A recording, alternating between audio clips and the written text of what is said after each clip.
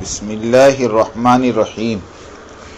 قسط نمبر 355، فتویٰ دینے کا 13واں اصول و ادب۔ علوم قرآن اور حدیث، شرعی اصل الاصول، علامہ کیدانی۔ حضرت ہارون علیہ السلام کا نہج دعوت، عالمی شورا اور دارالعلوم کا نہج دعوت۔ دعوتی کام اور اس کا اسلوب۔ الحمدللہ وحدہ والصلاة والسلام علی من لا نبی بعدہ، اما بعد۔ فتویٰ دینے کا 13واں اصول و ادب۔ مفتی پر واجب ہے کہ سائل کو تشفی بخش تفصیلی جواب دے۔ بلا شبہ مفتی کا تسلی بخش جواب دینا فتوے پر احسان عظیم کرنا ہے، اور پھر سائل کو سمجھانا بھی، تاکہ اسے کسی اور کے پاس جانے کی ضرورت باقی نہ رہے، مگر یاد رہے کہ سمجھانا بھی متعلقہ سوال ہی کی بابت ہو، ادھر ادھر کی بات نہ ہو کہ سائل کنفیوز ہو کر یوں گمان کرنے لگے کہ بات وہ نہیں ہو رہی ہے جو میں نے پوچھی تھی، اور مفتی صاحب بات کو کسی اور رخ پر لے جا رہے ہیں۔ اس کا یہ مطلب نہیں کہ مفتی صاحب بالکل تفصیل و تشریح کرنا چھوڑ دیں۔ تشریح و تفصیل بیان کرتے ہوئے اس بات کو ملحوظ خاطر رکھے کہ موضوع بحث وہی سوال ہو جو سائل نے کیا ہے۔ جس طرح حضور اکرم صلی اللہ علیہ وسلم سے کسی شخص نے مسئلہ دریافت کیا کہ محرم یعنی احرام باندھا ہوا آدمی کیا پہنے، تو آپ نے فرمایا قمیص نہ پہنے، عمامہ نہ باندھے، پاجامہ نہ پہنے، لنگی نہ پہنے، اور خوشبودار کپڑا نہ پہنے، جوتے نہ پہنے، جوتے نہ ہو تو موزے پہنے، مگر انہیں کاٹ دے تاکہ ٹخنوں سے اوپر نہ ہو۔ فائدہ: سائل نے تو جزوی طور پر صرف لباس کے بارے میں پوچھا، مگر جواب میں حضور صلی اللہ علیہ وسلم نے لباس اور اس کے متعلق ساری چیزوں کو بیان فرما دیا۔ یہ ہے اسلوب فتویٰ نبوی صلی اللہ علیہ وسلم۔ اس اسلوب پر عمل کرتے ہوئے ہمارے ایک دوست مفتی ابوالکلام صاحب سلمہ مدرسے مظاہر العلوم سیلم چنئی نے ایک کتاب لکھی، اللباس المحمود، جس میں ہر وہ چیز کو شامل کیا گیا ہے جو پہنی جاتی ہو۔ مدلل کتاب ہے، اللہ انہیں قبول فرمائے۔ لیکن آج کل فتاویٰ لکھنے کا ڈھنگ ہی بدل گیا کہ اب فتویٰ اختصار کے ساتھ بیان ہوتے ہیں، جس کی وجہ سے مستفتی بیچارہ پوچھے گئے مسئلے سے متعلقہ بات کو دوسرے سوال کی شکل میں دوبارہ پوچھتا ہے۔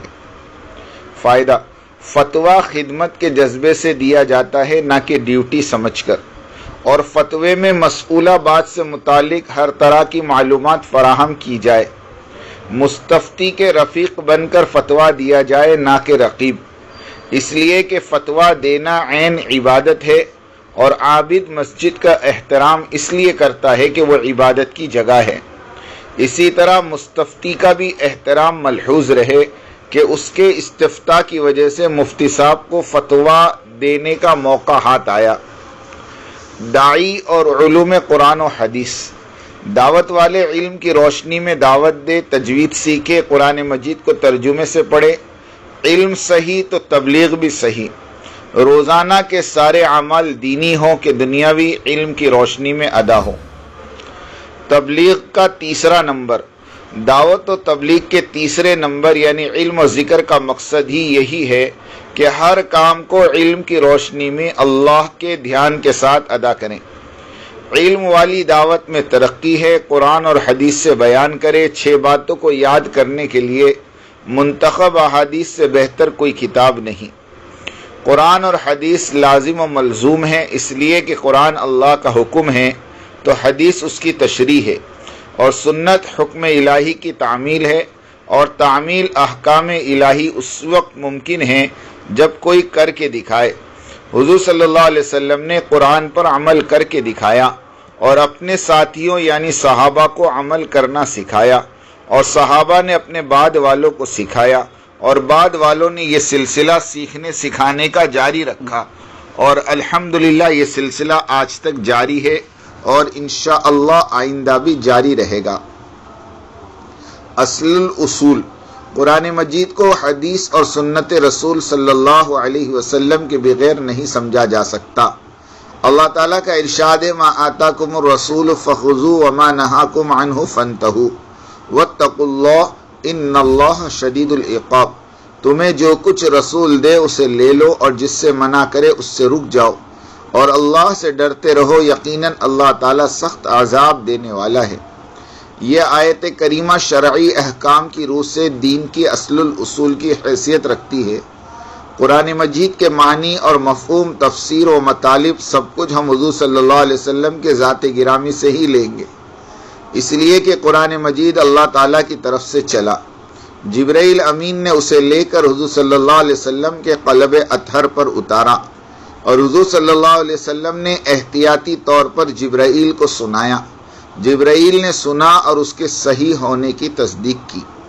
اللہ نے حضور صلی اللہ علیہ وسلم کو وحی خفی کے ذریعے آیات کی تفسیر اور تشریح سمجھائی، اور حضور صلی اللہ علیہ وسلم نے اپنے الفاظ میں قرآن کی تفسیر اور تشریح اپنی امت کو بتلائی، اور انہوں نے پچھلوں کو بتلایا، اور اہل علم ان تشریحات کو کتابی شکلوں میں محفوظ کرتے گئے۔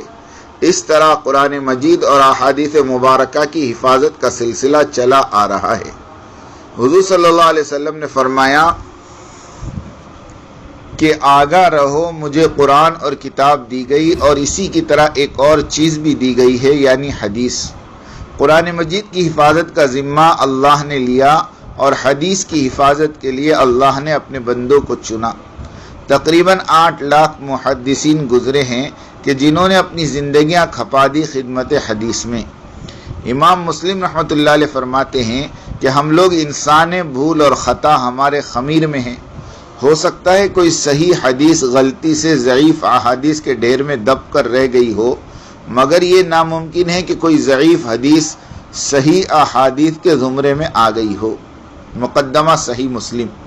دنیا جب سے بنی ہے تب سے لے کر آج تک دنیا کے کسی فارمولے کی حفاظت کے لیے 8 لاکھ دماغ مصروف رہے ہوں، ایسی کوئی مثال نہیں ملتی سوائے احادیث نبوی کی حفاظت کی۔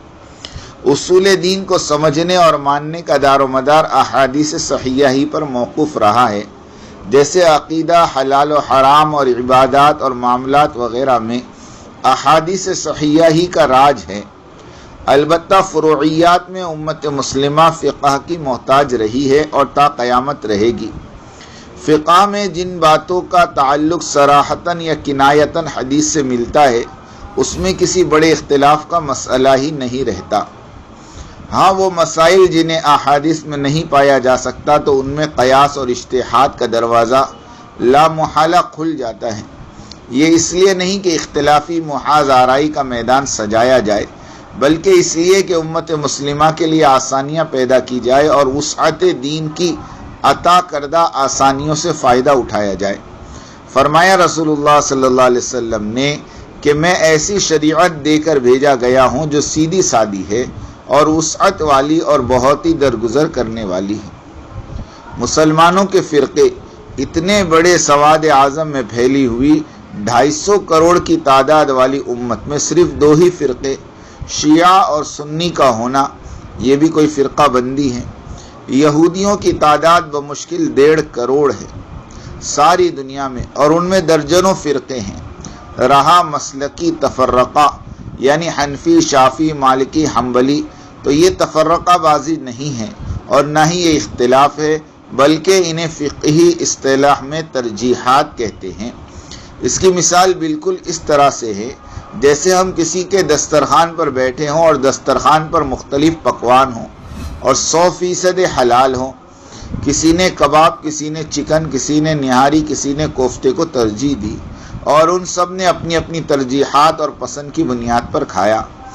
کوئی آدمی دستر پر ہونے والے خورد و نوش کے اس اختلاف کو دیکھے کہ ہر آدمی مختلف چیز کھا رہا ہے اور فتویٰ جاری کر دے کہ کھانے والوں میں سخت اختلاف ہیں اور یہ کبھی بھی ایک کھانے پر جمع نہیں ہو سکتے، تو آپ اس آدمی کے بارے میں کیا حکم لگائیں گے؟ یہی حال مسلکوں کا ہے کہ ہر فقیہ کے پاس سند ہے، دلائل ہے، احادیث ہیں، سب کی سب درست اور معتبر ہیں۔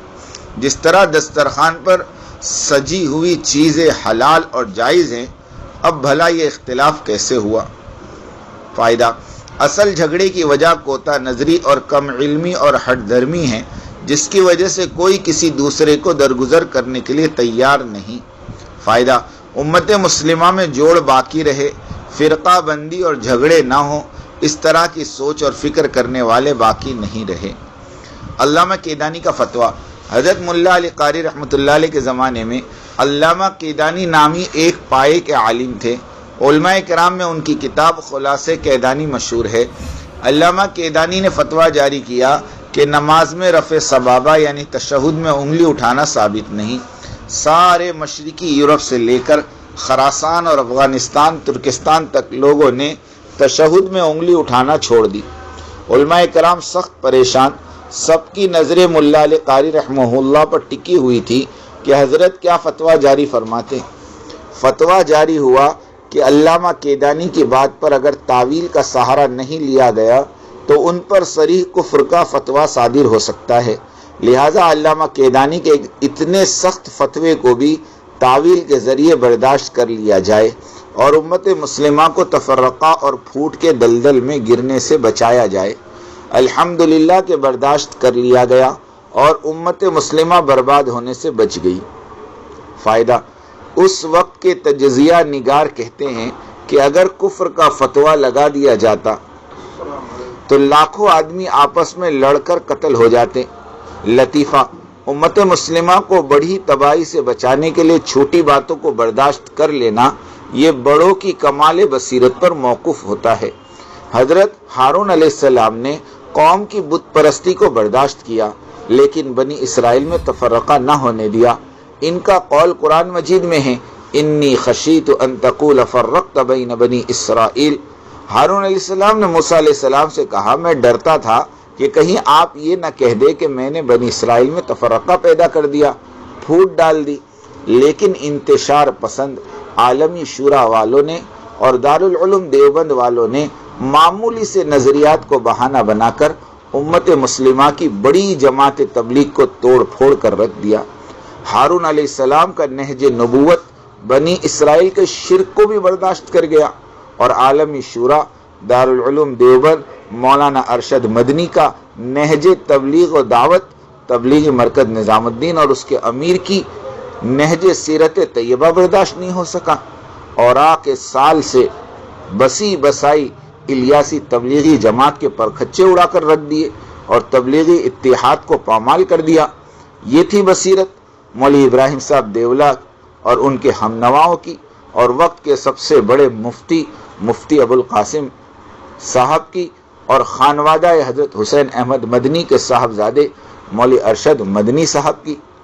سیرت حسین اور حسن رضی اللہ عنہما، سیرت حسین سبھی کو بھاتی ہے کہ حق پہ ڈٹ جاؤ چاہے جان چلی جائے۔ کبھی سیرت حسن کو بھی اپنا لیا کرو کہ ہاتھ آئی ہوئی عمارت حضرت امیر معاویہ رضی اللہ عنہ کو سونپ دی محض اس لیے کہ امت تفرقہ اور فتنوں سے بچ جائے۔ اگر مولانا ابراہیم صاحب دیولا اور ان کے ہم نوا سیرت حسن کو اپناتے ہوئے اس جھگڑے سے دستبرداری کا اعلان کر دیں، قصر نفسی کا مظاہرہ فرماتے ہوئے اہل نظام الدین پر شفقت برا ہاتھ پھیر دے تو پوری تبلیغی دنیا پرسکون ہو جائے گی اور آپ حضرات کے اس ایثار اور قربانی کو امت مسلمہ قیامت تک یاد رکھے گی اور دعائیں دیتی رہے گی، جس طرح فقیہ الامت ملا علی قاری صاحب رحمۃ اللہ علیہ کو یاد کیا جاتا ہے۔ تبلیغی احباب سے درخواست، روزانہ فون واٹس ایپ آتے ہیں کہ اس وقت نوعیت کیا ہے۔ ہمیشہ کی طرح اس وقت بھی اللہ تعالیٰ کی نصرت اور مدد اور تائید امارت کے ساتھ ہے۔ امیر محترم حضرت جی مولانا سعد صاحب اطال اللہ عمرہ وسلمہ کے ساتھ ہے۔